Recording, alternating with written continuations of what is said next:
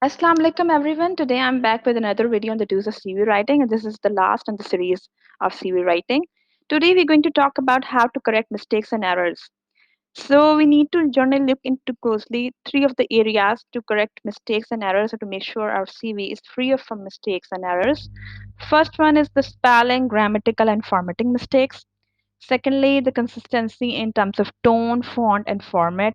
And then eventually your CV should be in a flow and tells a story. So, we're going to start by having a discussion on some of the common grammar mistakes that we generally notice because tone, font, and format is generally managed by people. We make sure that they are aligned with each other when they are writing a CV. But grammar mistakes are generally noticed more as compared to the other mistakes. So one of the common grammar mistake is that people are using first person pronoun or third person pronoun to refer to themselves in the job duties and responsibilities. As we have already mentioned our name in the header section, so it's clear to the person who or the recruiter who's going through our CV that this CV belongs to so so and so person. So you don't have to mention yourself or refer to yourself by using of first or third person pronoun. Always start a statement with a verb to get more clarity. Secondly, it is generally believed that articles crowd sentences and sometimes not resulting in clarification of meaning. So, if is this the case, then don't use them. For example, you can substitute retain staff for retain the staff, and so with cases in other sentences. Another important point is helping verb have, had, may, might. Basically, these verbs are added to the main verb, and we have discussed it previously in another video where we have emphasized on the use of active voice rather than passive voice because helping verbs indicates generally that the sentence is structured in passive voice. So you can use manage instead of have managed because it weakens the claim and credibility of the things that you are mentioning in your CV.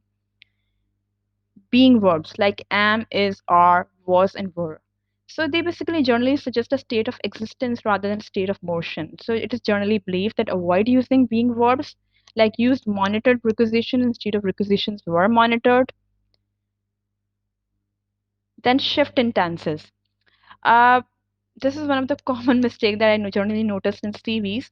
Like people are, you should make sure that you use present tense for a job they are currently doing, and then they use past tense for the job they have left.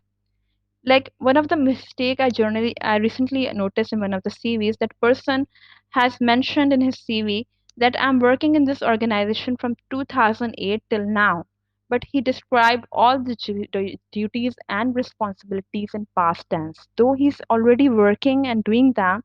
So there's no point in mentioning them in past tense when you're currently performing that job. Use of complex sentences. It is generally discouraged to use complex sentences because they are difficult to structure.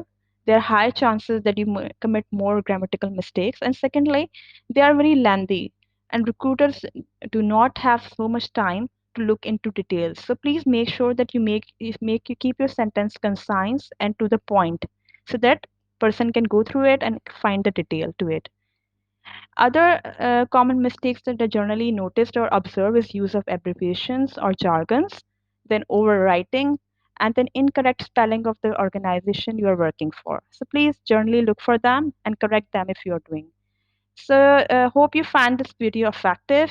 If you have any feedback, if you find any success, then please share it with me. You can personally message me for questions. Hope you like the video.